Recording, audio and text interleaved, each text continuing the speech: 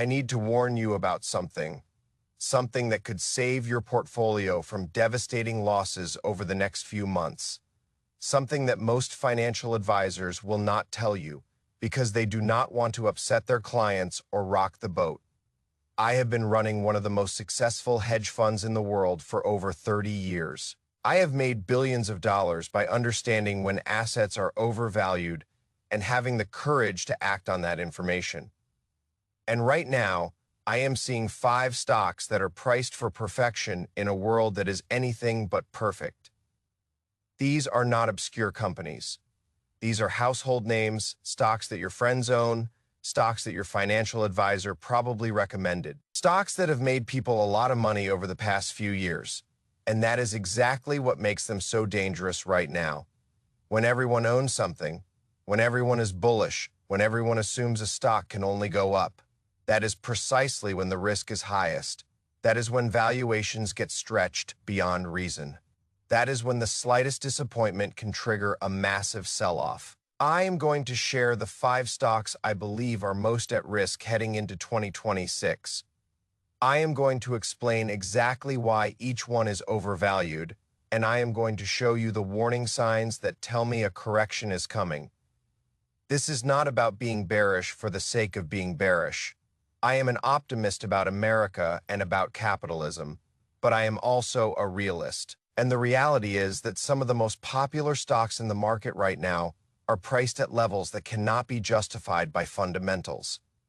Let me start by explaining how I think about valuation, because this is the foundation of everything I am about to tell you. A stock is worth the present value of all the cash flows it will generate in the future. That is it. Nothing more, nothing less. All the narratives, all the hype, all the excitement about disruption and innovation. None of it matters if it does not translate into cash flows. When you pay a high price for a stock, you are making a bet that future cash flows will be enormous. You are assuming that growth will continue at exceptional rates for years or decades. You are assuming that nothing will go wrong, that competition will not emerge, that the business model will not be disrupted, that management will execute flawlessly. These are dangerous assumptions. The higher the valuation, the more things have to go right. The higher the valuation, the smaller the margin for error. The higher the valuation, the greater the potential for loss. At current valuations, the 5 stocks I am about to discuss require everything to go perfectly. They are priced for a best-case scenario that rarely materializes in the real world. And when reality disappoints, the stocks will fall. Hard, the first stock you need to get out of is Tesla. I know this is controversial. Tesla has passionate supporters who believe the company will dominate transportation, energy, and artificial intelligence. They point to Elon Musk's track record of defying skeptics.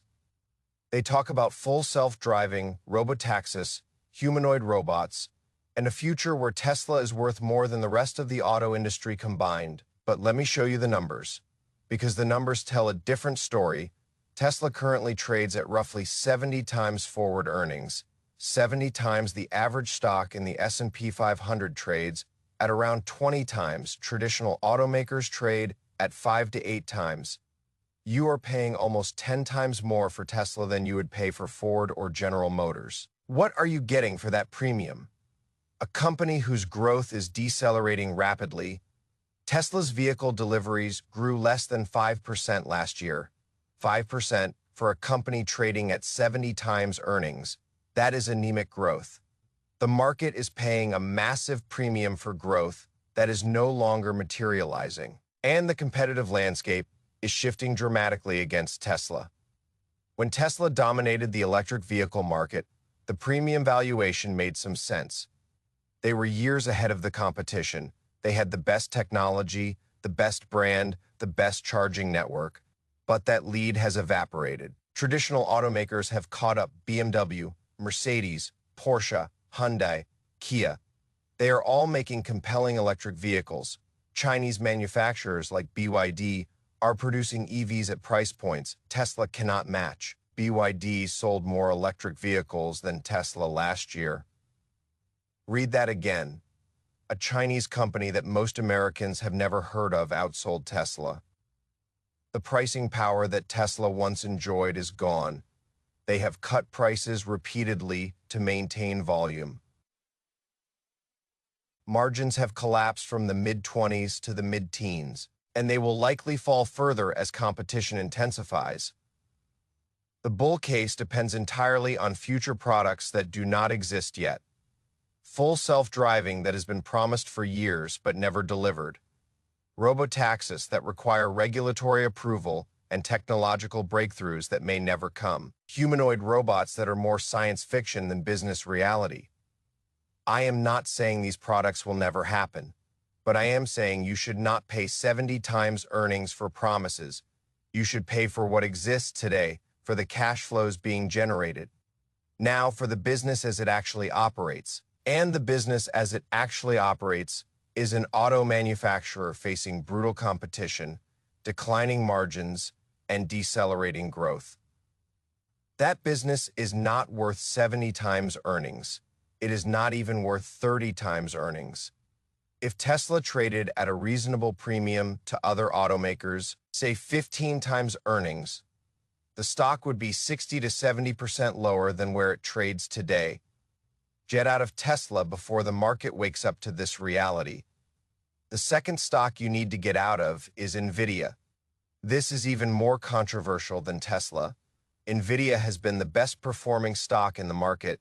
It has made more millionaires than almost any other company. The artificial intelligence boom has driven demand for NVIDIA's chips through the roof. Revenue has grown at triple-digit rates. Earnings have exploded higher. So why am I bearish? Because the market is extrapolating current growth rates into infinity. NVIDIA trades at over 30 times forward earnings, which does not sound as extreme as Tesla until you realize those earnings estimates assume continued hypergrowth. If growth slows even modestly, those earnings estimates come down and the stock follows. And growth will slow. It always does. No company grows at triple-digit rates forever. The law of large numbers makes it impossible. When you are generating $100 billion in revenue, you cannot keep doubling every year. The numbers get too big. More importantly, NVIDIA's customers are starting to push back. The hyperscalers, Microsoft, Google, Amazon, Meta, they are NVIDIA's biggest customers. They have been spending tens of billions of dollars on NVIDIA chips to build AI infrastructure, but they are also developing their own chips. Google has TPUs, Amazon has Trainium and Inferentia. Microsoft is building custom silicon. Meta has its own chip program. These companies do not want to be dependent on a single supplier. They do not want to pay NVIDIA's premium prices forever. They are investing billions to develop alternatives. Over the next few years, those alternatives will come to market, and NVIDIA's pricing power will erode. The AI chip market is also attracting intense competition. AMD is gaining share with competitive products at lower prices. Intel is investing heavily in AI accelerators. Startups with novel architectures are getting funded at record levels. The idea that NVIDIA will maintain its dominant market share indefinitely is naive. And then there is the demand question. The current AI infrastructure build-out is based on assumptions about AI adoption that may not materialize. Companies are spending on AI because they are afraid of being left behind, not because they have clear return on investment at some point. They will demand to see results. If AI does not deliver the productivity gains that have been promised, the spending will slow. We have seen this movie before. In the late 1990s, companies spent billions on internet infrastructure. Cisco was the NVIDIA of that era, selling the picks and shovels of the internet. Boom. The stock traded at over 100 times earnings at its peak. Then the bubble burst. Cisco fell over 80% and has never recovered to its 2000 highs. 25 years later, I am not saying NVIDIA is the next Cisco. NVIDIA is a better company with better technology and a more durable competitive position, but the valuation is pricing in perfection. Any disappointment, any slowdown in growth, any loss of market share will be punished severely. At 30 plus times earnings for a company facing increasing competition and uncertain demand, the risk-reward is unfavorable, the upside is limited, the downside is substantial. Get out before the correction. The third stock you need to get out of is Costco. I can already hear the objections. Costco is a great company, best in class retailer, fanatically loyal customers, incredible business model. How can you possibly be bearish on Costco? I am not bearish on the company. I am bearish on the stock.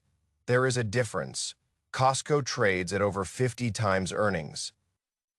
50 times for a retailer, a mature, slow, growing retailer that operates in a highly competitive industry with thin margins. Let me put that in perspective. Amazon trades at around 35 times earnings. Walmart trades at around 30 times. The average consumer staples company trades at 20 times. Costco trades at 50 times. What justifies this massive premium? The company is growing revenue at 7 to 8% annually. That is solid but not exceptional. Earnings growth is similar. There is nothing in the fundamentals that justifies paying 50 times earnings. The premium exists because investors view Costco as a perfect business that will never disappoint. They extrapolate current trends indefinitely. They assume membership growth will continue forever. They assume same-store sales will keep compounding. They assume margins will expand. These assumptions are dangerous. Retail is brutally competitive. Consumer preferences shift, economic conditions change. No retailer, no matter how good, is immune to disruption and competition. And Costco's growth is slowing. The easy gains have been made. The company has saturated many of its best markets. International expansion is more challenging and less profitable than domestic growth. The runway for growth is shorter than the valuation implies. There is also the Walmart factor. Walmart has dramatically improved its operations over the past few years. The company is investing heavily in e-commerce, automation, and customer experience. Walmart Plus is a direct competitor to Costco membership. Walmart's prices are increasingly competitive with Costco's. Costco's moat, while real, is not as wide as investors believe. Consumers can and do shop at multiple retailers. Loyalty is not absolute. If Walmart or Amazon or a new competitor offers better value, consumers will shift their spending, at 50 times earnings.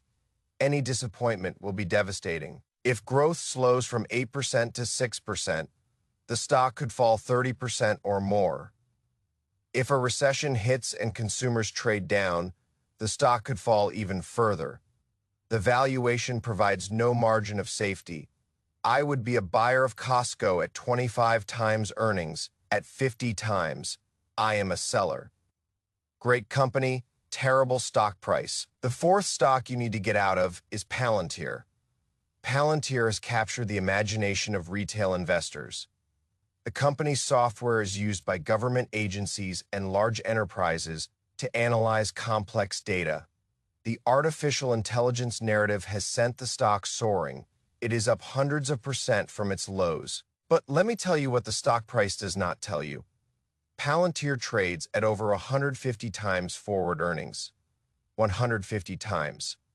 For a company growing revenue at around 20% annually, that means you are paying 7 to 8 times revenue for a business that, while growing, is far from hypergrowth territory. The valuation assumes that Palantir will eventually dominate enterprise software, that every large company and government agency will use their platform, that growth will accelerate rather than decelerate, that margins will expand dramatically. These assumptions are heroic at best. Palantir faces intense competition in the enterprise software market. Snowflake, Databricks, Microsoft, Google, Amazon. They are all competing for the same customers. Palantir's technology is good, but it is not so differentiated that it cannot be replicated or substituted. The government business, while sticky, has limitations. government contracts are competitive and subject to political considerations. Growth in government spending is constrained by budgets. International government sales face regulatory and geopolitical obstacles. The commercial business is where Palantir needs to win to justify its valuation. But commercial sales cycles are long and complex. Enterprise customers are reluctant to commit to platforms from smaller vendors. The switching costs that Palantir hopes will lock in customers can also be barriers to initial adoption. And the AI narrative that has driven the stock is overblown. Every software company is incorporating AI capabilities. Palantir's AI offerings, while interesting, are not unique. The idea that Palantir will capture a disproportionate share of AI value is not supported by evidence. At 150 times earnings, the stock is priced for a future that may never arrive. If growth disappoints, if margins fail to expand, if competition intensifies, the stock could fall 50 to 70% and still not be cheap. This is speculation, not investment. Get out before reality intrudes. The fifth stock you need to get out of is Supermicro Computer. Supermicro has been one of the hottest stocks in the market. The company makes servers optimized for artificial intelligence workloads. The AI boom has driven demand through the roof. Revenue has exploded. The stock has gone parabolic. But there are serious red flags that investors are ignoring. First, the accounting concerns. The company has faced questions about its financial reporting. A prominent short seller published a detailed report alleging accounting irregularities. The company delayed filing its annual report. The auditor resigned. These are not minor issues. When auditors resign, it is a serious warning sign that should not be dismissed. Second, the valuation is extreme, even if you assume the accounting is clean. Supermicro trades at around 30 times earnings, which might not sound crazy until you realize those earnings are based on revenue that may not be sustainable and margins that are likely to compress. Third, the business model is not defensible. Supermicro assembles servers using components from other companies. NVIDIA chips, AMD processors, standard memory and storage. There is limited intellectual property. The barriers to entry are low. Any capable manufacturer can assemble AI servers if demand warrants. Fourth, competition is intensifying. Dell, HP Enterprise, Lenovo. They are all ramping up AI server production. These are large established companies with strong customer relationships and manufacturing scale. As supply catches up with demand, margins will compress and Supermicro will lose share. Fifth, the customer concentration is dangerous. A significant portion of Supermicro's revenue comes from a small number of large customers. Losing even one major customer would devastate the business. This concentration risk is not reflected in the valuation. The bull case for Supermicro depends on AI demand continuing to grow exponentially, on the company maintaining market share against larger competitors, on margins staying elevated despite increasing supply, and on the accounting concerns proving unfounded. That is a lot of things that need to go right. And if any of them go wrong, the stock could collapse. We have already seen significant volatility as the accounting concerns emerged. That volatility is a warning of what could come. I am not saying Supermicro is a fraud. I do not know that, but I am saying the risk. Reward is terrible. The potential upside is limited. The potential downside is enormous. Why take that risk when there are better opportunities elsewhere? Get out of Supermicro before the next shoe drops. Let me now talk about what these 5 stocks have in common, because there are patterns that can help you identify other overvalued stocks in your portfolio. First, they all trade at extreme valuations that require perfection. 70 times, 50 times, 150 times earnings. These are valuations that leave no room for error. Any disappointment, Any hiccup, any slight deviation from expectations triggers massive sell-offs. Second, they are all consensus longs. Everyone owns these stocks. They are in every growth fund, every tech ETF, every retail portfolio. When everyone owns something, there is no one left to buy. And when sentiment shifts, there is no one to catch the falling knife. Third, they all depend on narratives rather than fundamentals. Tesla is about the future of transportation and energy. NVIDIA is about the AI revolution. Costco is about the perfect business model. Palantir is about government AI. Supermicro is about AI infrastructure. These narratives are compelling, but narratives are not cash flows. At some point, the stocks have to deliver on the promises or they will reprice. Fourth, they all face increasing competition. Tesla faces competition from legacy automakers and Chinese manufacturers. NVIDIA faces competition from customer-developed chips, and AMD Costco faces competition from Walmart and Amazon. Palantir faces competition from every enterprise software company. Supermicro faces competition from Dell, and HP competition compresses margins and slows growth. The market is not pricing in these competitive threats. Fifth, they all have limited margin of safety. If things go well, the stocks might go up modestly. If things go poorly, the stocks could fall 50% or more. The risk-reward is asymmetric in the wrong direction.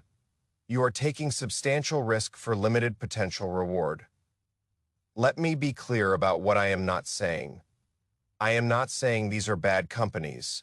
Tesla has built remarkable products. NVIDIA makes the best AI chips in the world. Costco is a brilliantly run retailer.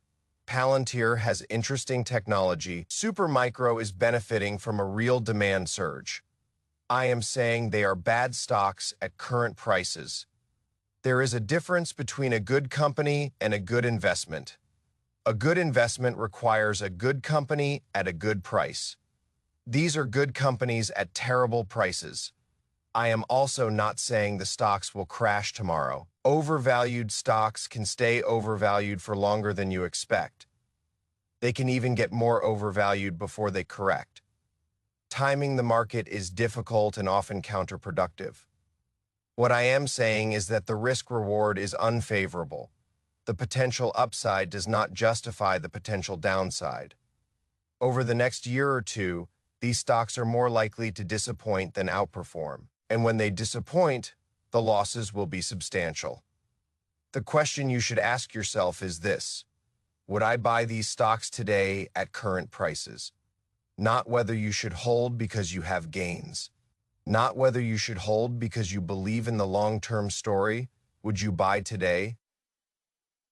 Right now, at these valuations, if the answer is no, you should sell.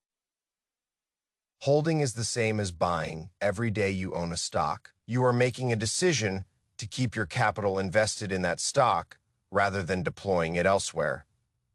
If you would not buy today, you should not hold today. Let me also address what you should do with the proceeds if you sell these stocks. I am not suggesting you go to cash and hide under the mattress. There are plenty of attractive opportunities in the market. Opportunities in sectors that have been left behind while the popular stocks soared. Opportunities in companies with reasonable valuations and solid fundamentals. Energy stocks are cheap and generating massive cash flows. Financial stocks trade at modest multiples with solid dividends. Healthcare stocks offer defensive characteristics and reasonable growth. International stocks trade at significant discounts to U.S. stocks.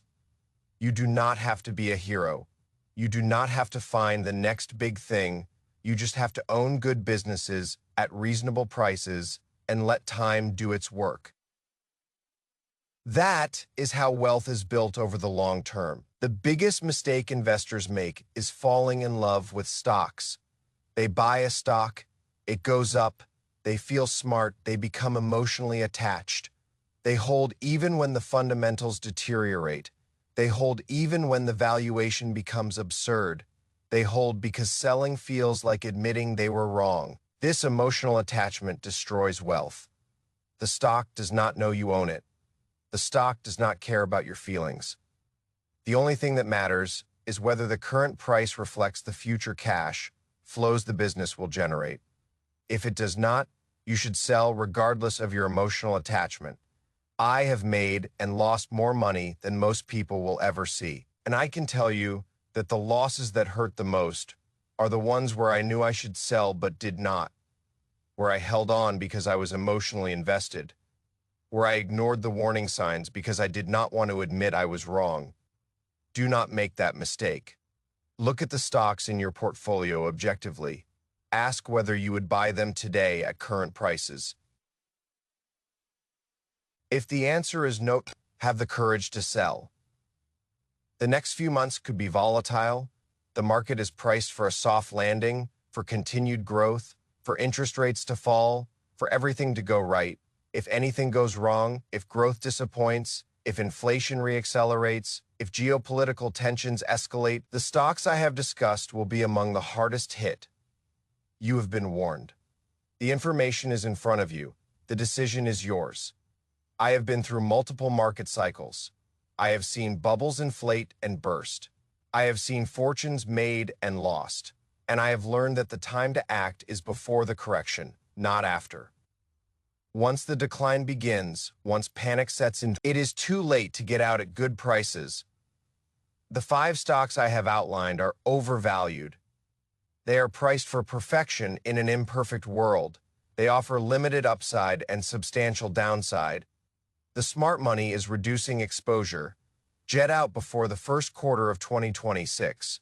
Protect your portfolio, preserve your capital, and position yourself to take advantage of the opportunities that will emerge when these stocks finally correct. The warning has been given.